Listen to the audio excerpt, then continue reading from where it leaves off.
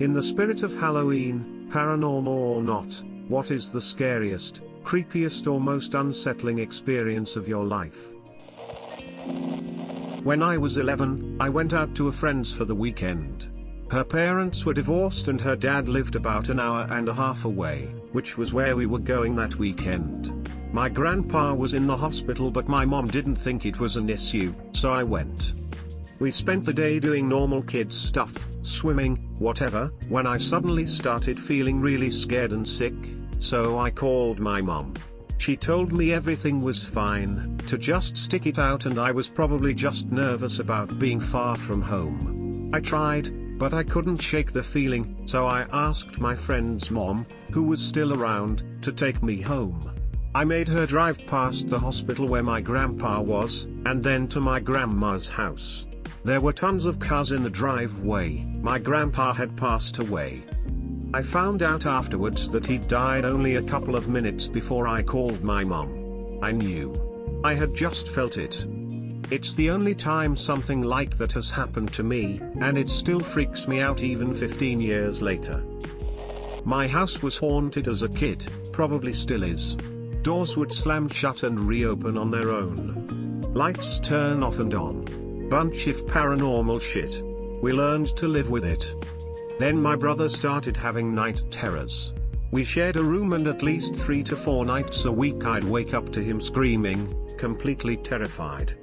The worst was when I was on the top bunk, and I woke up to my brother screaming and shouting. He jumped up, grabbed my leg, and pulled me off my bed. I hit the ground hard, vision going fuzzy.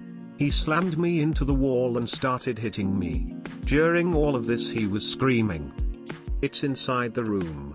Get it out. Get out. Get out" if him repeatedly. My brother moved out soon after and all night terrors ceased, but now I think I'm started to be affected by whatever caused him to be scared so much. This was about 15 years ago. My girlfriend at the time I asked if I wanted to stay over on the weekend as her parents were going away.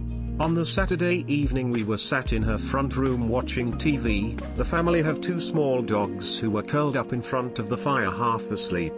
I have this strange feeling that behind the sofa in the doorway somebody was watching us. At the exact same time both dogs' ears pricked up and they turned their heads and looked over our shoulders towards this doorway. My girlfriend and I were both like, WTF are they looking at? A minute or so later from upstairs in her parents' bedroom, we hear the alarm clock going off.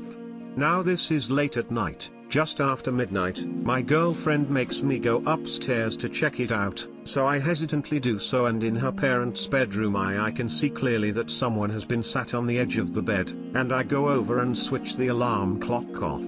Feeling very creeped out I engaged my logical brain to try and understand why the alarm clock went off, and I can't explain it.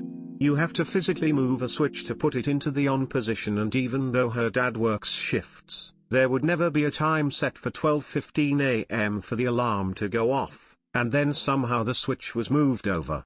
So yeah, something was up. Fortunately things settled down and we didn't hear anything else.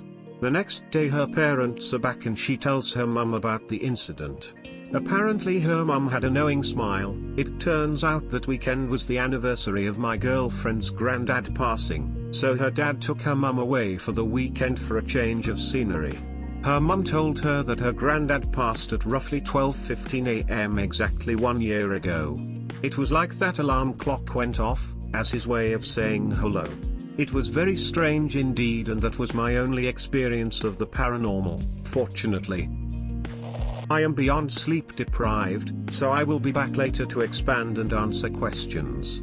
Here's a copy of one of the scariest things that has happened to me. This will likely get buried, and I'm sure it's not exactly what you were thinking anyways. When I was 10 to 12 I had a stalker. No one believed me, because he was a guy who worked at my school. He always went above and beyond to help out the teachers, and after school was a school bus attendant on my route. There were a ton of minor incidents. Showing up in my neighborhood, volunteering for recess shift, various teachers usually traded off, making some comments and trying to become friends with me. When I was 12, I changed schools. He escalated. He found out where I went to school, tried to pick me up, tried to get a job there.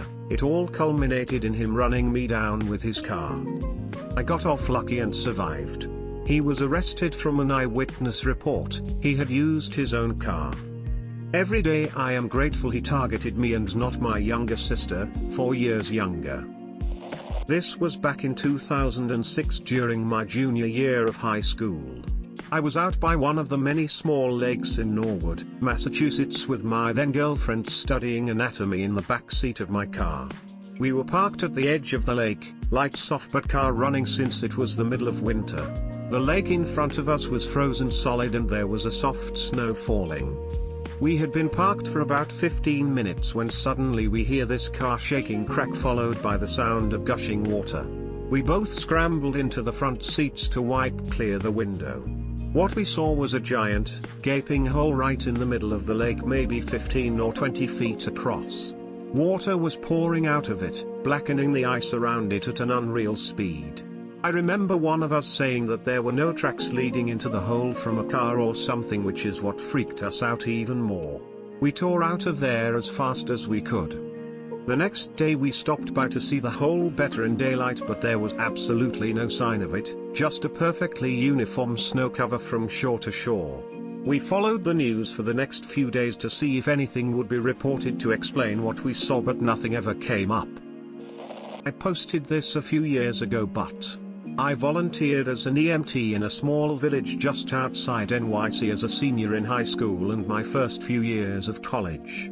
This night we were on call for not only our town but the surrounding 2 villages, who were out of service. One of the villages isn't exactly the best neighborhood. Now, generally we always have a police officer on every scene we go to just because they can always get there faster. This time around, though, in this bordering village, there was a fire on the other side of town and some sort of crime investigation elsewhere. Basically PD resources were stretched thin. A call came in for a 25-year-old male with a facial wound at a private residence with instructions that the patient was in the backyard. We were dispatched and told that there was no PD available and no advanced life support, ALS, available. It was just me and my driver. Note, this is standard in most agencies. It just felt very unnerving for me. So we get on scene and it was an apartment building with open yard in the back that we could drive onto. My driver pulls onto the field and he sees the patient sitting in the shadows as though he was hiding. Something felt off and that feeling prompted me to hit the floodlights on the ambulance, illuminating most of the yard. The moment the lights came on, we saw 5 to 7 men with tire irons and baseball bats standing in what was once pitch blackness. My driver hit it in reverse and we got the hell out of there. I got on the radio and called for immediate assistance. Turns out those guys were planning on jumping us, stealing the narcotics from the ambulance, and taking the rig for a joyride. Poor planning really, because we don't carry narcotics on a basic life support ambulance. To this day I fear what would have happened if we had just walked up to the patient. TLDR, volunteered as an EMT, almost got jumped on a call one night.